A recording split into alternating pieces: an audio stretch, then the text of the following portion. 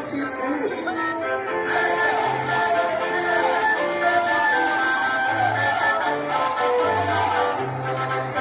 Bansin naman, ang taas niya, oh. Ang ganda naman niya, oh.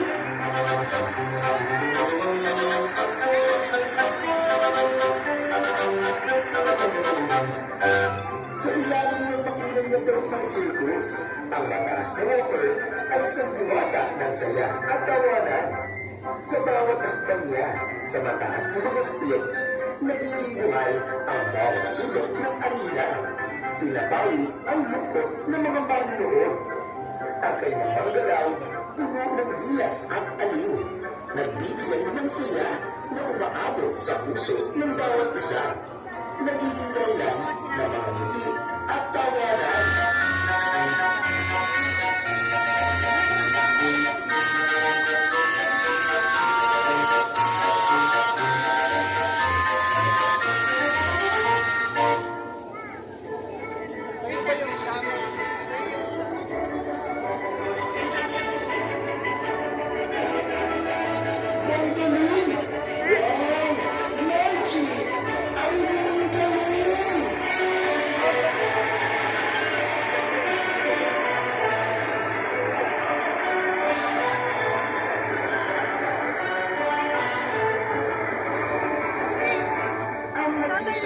Ay ang baboy ng ating sirko. Isang mahuhusay na alagad ng mahika na kayang maghatid ng kamanghamanghang mga palabas. Sa bawat kilos niya, nagiging makulay at puno ng biyaya ang buhay ng mga taytayero.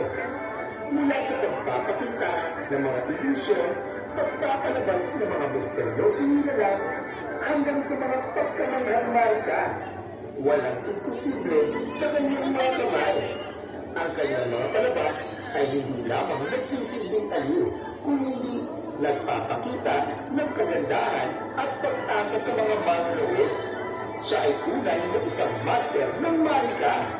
At sa kanyang bawat pagganap, ipinapaalala niya sa atin ang walang katapusang posibilidad ng buhay.